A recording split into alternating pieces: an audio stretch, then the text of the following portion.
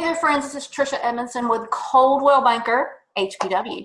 And we have been completing a series on the road to home ownership. I am here with my man, Trent.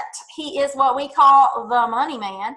And he is going to chat with you today about savings and about how the savings that you accrue can impact your journey to home ownership. So what you got to tell us about savings? Absolutely. So, we talked about the pre-approval. You got your credit in line. You got the income we need. Your debt's low, and now you got to figure out, well, how do I pay for everything right now, and what sources can I use in order to do that?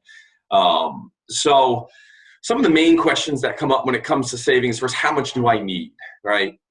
You do not need 20% down anymore. I think some people still think that may be the case, but yeah, I think so. So, I mean, there are some programs where you can put zero down payment. There are some programs where the minimum's 3 or 3.5%. So it really puts people in a better situation where most people don't have that 20%. So it allows people to get into homes without that.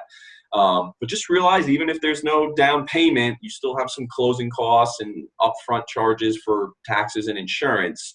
So one of the things I would love people to concentrate on is don't come into trying to buy a home and say, well, I only have $1,000 in the bank. What can I do? Regardless, even if I can get you into a home and you only have to spend a couple of thousand, we still want to make sure that you have money in the bank for when the transaction is done, because something always seems to go wrong with the house in that first year, or maybe you want to do some repairs or want to paint it. So you always want to have money in the bank so you don't have to kick into a credit card and put yourself in a tough position where you're racking debt in order to keep the house. So just keep that in mind. But some of the sources that people use, your checking and savings, right? I've worked hard, I've saved up money. You just want to make sure that if you have money in checking savings, that we can just, if there's any large deposits in there or anything like that, we just want to be able to make sure we can trace where the money came from. I mean, if it just came from paychecks and whatnot, very easy. If you had a large deposit, maybe you got a big bonus or just have income from a different source, just make sure that you tell your lender, well, this is why I got this big deposit, or this is where the money's coming from, just so that we know and we can trace it, right?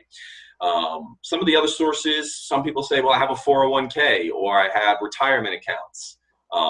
You guys can take a loan against that. You can take a withdrawal against it. My advice is to communicate with the servicer of that program just to make sure you know what your options are. How much money do I have access to, and what are the terms of me getting to that money?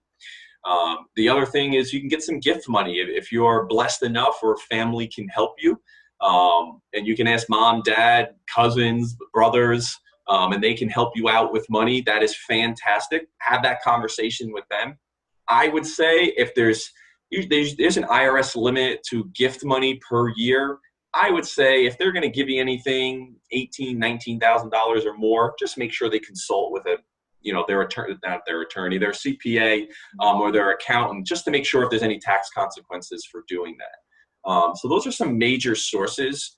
What we look at in order to make sure that you have enough money is we're going to look at your bank statements. So just make sure that we're going to look at 2 months worth of bank statements, that you know where all the money's coming in and out. Because if you have a lot of different sources of money, or you move money around a lot between accounts, wife, husband, transfer money to each other all the time, you move it to your kid, you move it back from your kid, it makes it real tough because we have to follow the movement of money.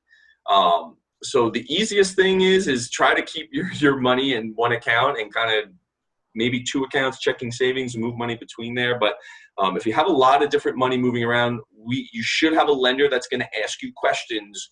Why is money moving from this account to this account to this account? And it's probably nothing that you're doing wrong. It's just the way you function, and that's perfectly fine. But in terms of the mortgage world, we just gotta understand kind of where it's all coming from and where it's moving, so that we have a good understanding. I guess a repeated theme here: that relationship with your mortgage person, feel open to tell them what is going on so that we can best tell you what to do to either fix it or just make things look better where you can go get the mortgage. So just make sure you tell them everything. Again, people, talk to them. Yeah, those are some wonderful things to keep in mind. And I think important to keep in mind so that the transition to homeownership be as seamless as possible. So thank you so much for sharing Absolutely. these. Well, this has been exciting. Yeah, I think this has been a wonderful resource for folks. So No, guys, if absolutely. you are wanting to go out and look, if you're wanting to begin your journey to becoming a homeowner, feel free to reach out to me. I would love to work with you, and I will put you in touch with my very own personal money man. Money man. But thanks for joining us, and we will be talking soon. Bye-bye. Thank you guys. Bye.